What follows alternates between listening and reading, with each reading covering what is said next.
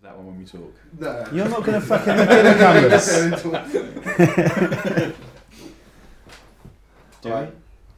Don't know, if you can, if you like. We started. We have started. Welcome to the second episode of the FCF Vodcast. So we're doing this now. We're talking about sort of suggests some kind of continuation. Could be second and final one. I'm happy with that.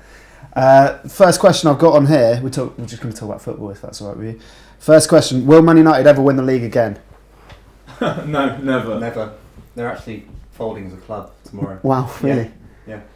They're just going to become a Michael Owen museum, I think. Yeah. So is a Michael Owen museum a museum of only Michael Owens? No, Michael Owen Museum is the first exhibit is all of his PowerPoint presentations on why it should be a museum, and then that's just shite. Good. So, did you go to the game? Yes, I did.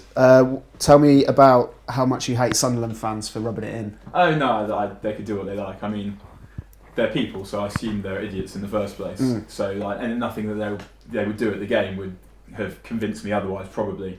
But it was the thing that's been agitating about this, and I've been trying to pretend that I'm not agitated, but I'm fucking agitated. Is we've now sort of suffered losing the league about 3 times this season, and it was a bit weird because what's annoying, I suppose, particularly is that City, the way it panned out, is that they now have this kind of narrative of the 2 goals in injury time that usually is the preserve of us. It's not. It's sort of in their minds. It's been elevated above a usual league win. Luckily, it's all plastic because it's just like winning the rich list. So. Yeah, I mean, in a way, like when City got given that money as a United supporter, you just thought, well, this is good because any subsequent success that they have is fairly meaningless now, in the same way that of Chelsea, that of Blackburn. Right, just... but will it be like that if they're winning the next 3 or 4? Yeah. They'll still be thinking, well, it's meaningless. You're going to be the underdog soon. No, don't get me wrong. Like, I'll still be pissed off. I mean, it'll be annoying each time it happens, but it's always tainted with the fact that someone's just written them a very large cheque, and it could have been any club. Yeah. I don't think anyone cares. Yeah, they won't care. Right, but there's lots of things that people don't care about that they do. Like if you just have a scroll down your Twitter feed, for example, you'll see loads of things that are people announcing to you that they are an arsehole. They don't care, but it doesn't mean that they're not arseholes. Well, you can't dispute that, but I'd like to have this conversation in 5 years' time when Man City have won the league 4 out of those 5, and the other one went to Liverpool. Because that would be that's quite far-fetched. Who's going to be leading them to that glory? I don't know. I think Jordan Henderson's got it in it. But I think that this is a real shift in dominance potentially. I mean, this isn't going to be a blip. Well, the thing was they had to win. United, they had to win it. They won it on goal difference. United, although City sort of bottled it first, United did then subsequently throw it away. Was that a mind game? You've done at your own mind games. They lost on purpose. But the thing is also United have had ridiculous amounts of injuries this season. Next season, City, they will strengthen, but they'll be under a lot more pressure to do well in Europe. United hopefully will have Vidic for the whole season, and I think that probably is enough of a difference. If United had Vidic this season, I think we would probably have won the league. They wouldn't have screwed up against Everton in no. 5 minutes. Mancini was 90 seconds away from getting sacked. Yeah, absolutely right. There's not enough is said about that. But they've sacked him. Who's going to replace him this summer? Well, there's no point in even speculating. Yeah. Who's going to replace Kenny Dalglish? Moyes is a genius. Mancini would have gone to. McLeish is on the market. No, McLeish is going to Anfield. Oh, interesting. That's what I was going to say. Mancini would have gone to Anfield. Kenny would have gone to Villa. McLeish would go to City. Nigel de Jong's there. Steve. Correct. Well, the thing with the way that it has turned out this season is City, although they could easily not have won the league, at least in the way that they match up to United, it's hard to argue that they're not better. Yeah. They beat United twice. Even in the game that United won, United they didn't get exactly lucky, but they couldn't get a touch of the ball in the first 8 minutes of the cup game. Then they scored from a break. Then Kompany got sent off, and so then the rest The game of the was skewed. Yeah. By that, I mean, it was a deserved red card, but you can't measure which side is better than another if one of them only has 10 men. So, I mean, it's probably fair to say that they deserved it, and most United fans were sort of thinking how on earth are we even in this position in the first place? And it's odd because quite a lot of that is due to Fergie, who sort of dragged them through the season. Yet then at the same time, he was very culpable in screwing it up at the end.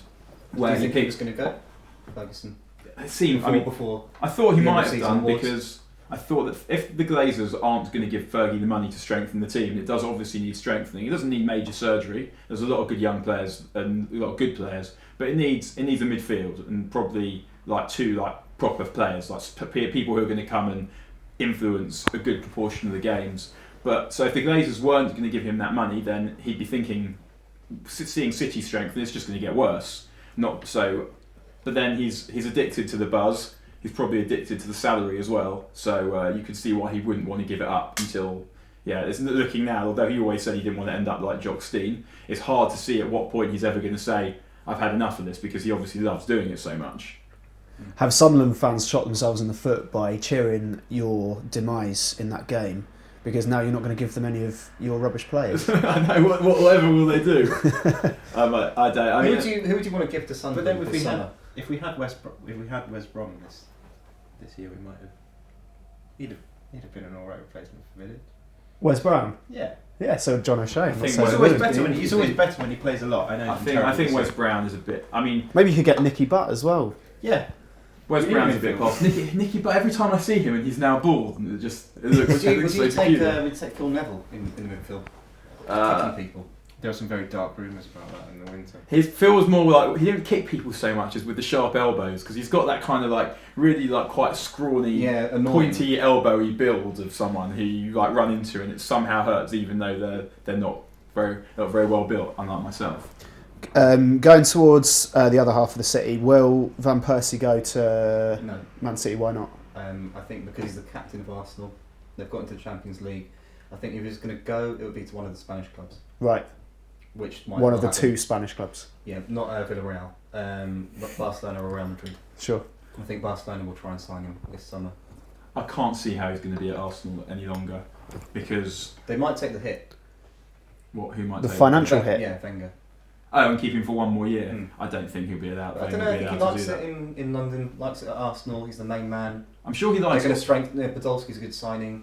Mvia if they sign him. But what they're going to? But he's what? Is he 29? 28.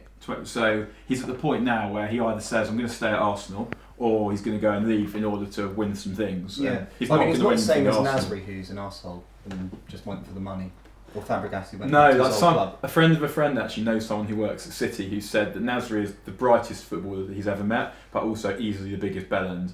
Wow. And I'll tell you how else we know this. In footballers' cribs, he is floating around in Gibril Cissé swimming pool. And Gibril not Barry Cissé, has he actually hit more women than Stuart? Allegedly. He's alleged to have. Yeah. He's hit more women than Stuart Downing. No, he's hit as many women as Stuart Downing is alleged to have hit, plus Premier League goals, plus Premier League assists this season. And that in top trumps is a Yeah. massive return. But Gibril Cissé's mother-in-law actually is an appalling woman, and she is the worst person in that footballer's cribs. Why? What's the matter?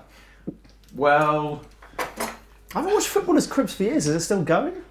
it was years ago that I watched it. I haven't seen it recently. I've Did you just see- been saving it up for this particular Did you see occasion. Lewis Beaumorte on it? Yes, and lives in like a semi. And Oh, yeah, that's now right, Sneaker yeah. is someone living He in a just- semi-detached Yeah, house. that's right. It Oh, was, Yeah. really, it was really depressed. yeah. Yeah. He was on his own. His family were elsewhere. The most depressing one of those was there was a programme about foreigners playing in England sometime in sort of the late 90s, and they had Canu, and he was basically playing football in his garden by himself with like a penny floater that was punctured, Yeah. saying basically that he had no friends, and it was very sad because he was like one of a rarity of the likeable footballer. Going back to the actual relevant stuff that's going on nowadays, Joey Barton, he's got 10 games off. Is he? Should he A, keep the captaincy, say those 10 games are upheld? I would sack him. You'd sack him? Mm. Wow. Yeah. Would you give him the captaincy? Gross conduct. I don't think you can sack him. I don't think they would. But would you give him? Would you? Disrepute. Well, maybe, but I don't think QPR are ones for But they brought it into keeping a dispute moral by high signing ground. him. Yeah. If you're like enough for Bell to sign Joey Barton, then when he behaves like a Bell, I think But you just don't expect someone who who knows how to use Control C and Control V in Google to be a bellend. I also think though that, I mean, I thought what he did obviously was weird, but like I would say like we don't see enough of it rather than we see too much of it. Like someone starting a brawl, then going around starting on other people is one of the good things about watching football. Yeah. And everyone goes on about how we don't like to see it, but it's horseshit. I mean, Yeah, we love to see it's it. superb. No, there were a lot of people laughing at the time, but then when you watch it back and you look at the expression on his face and how he was costing his team, they only stayed up because of a dodgy penalty in the other game and Right. a dodgy goal. So they might well have lost with him. In the, you know, It's not like Joey Barton fires anyone else up. Everyone, if they say Roy Keane or Neil Poynton, everyone thinks, hooray, fantastic, let's go and win now. yeah, But that was Barton- revenge as well. That was revenge Yeah, as well. exactly. But that's he's just. there's the point to it. If if you hit Alan Shearer, fair enough. Everyone understands that. Yeah, but if if you you get sent swing at off, Alan Shearer, Roy, yeah. make sure you get him. But if you get sent off against Manchester City when you're trying to stay up, then everyone, no one's going to think, oh, hooray, let's go and win it. Everyone's just going to think, oh, our captain's a dick. Yeah. But they thought that anyway. The players apparently used to call it Barton Park Rangers behind his back because he would be swaggering around like he was running the team. But I think that as it happens, him getting sent off might not have actually done them any harm because it then just means they don't even try and think about scoring goals. They just defend. They did.